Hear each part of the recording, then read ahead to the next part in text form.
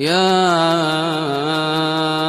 أيها الذين آمنوا لا تقدموا بين يدي الله ورسوله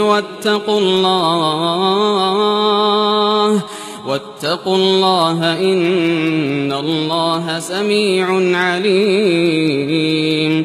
يا أيها الذين آمنوا لا ترفعوا أصواتكم فوق صوت النبي ولا تجهروا له بالقول كجهر بعضكم لبعض أن تحبط أعمالكم وأنتم لا تشعرون.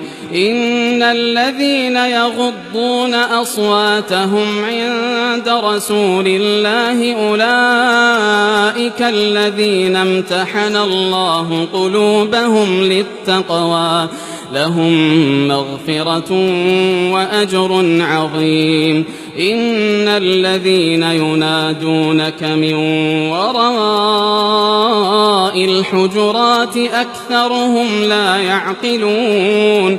ولو أنهم صبروا حتى تخرج إليهم لكان خيرا لهم والله غفور رحيم. يا أيها الذين آمنوا إن جاءكم فاسق بنبأ فتبينوا أن تصيبوا قوما بجهالة فتصبحوا على ما فعلتم نادمين. واعلموا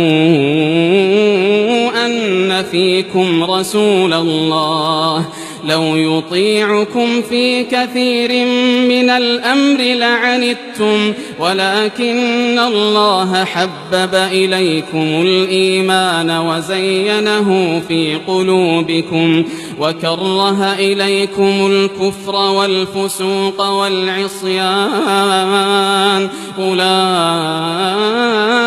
هم الراشدون فضلا من الله ونعمة والله عليم حكيم. وإن طائفتان من المؤمنين اقتتلوا فأصلحوا بينهما فإن بغت إحداهما على الأخرى فقاتلوا التي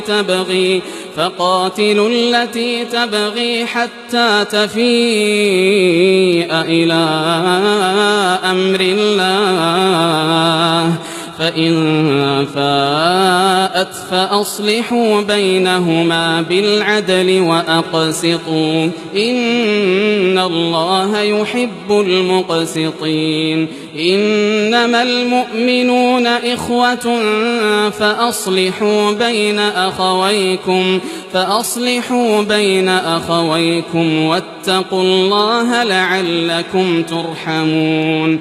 يا أيها الذين آمنوا لا يسخر قوم من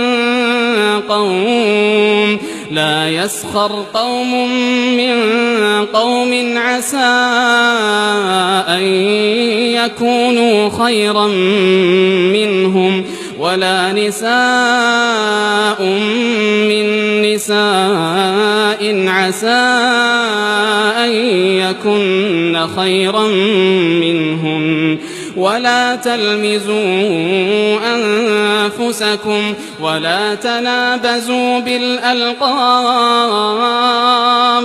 بئس الاسم الفسوق بعد الإيمان ومن لم يتب فأولئك هم الظالمون.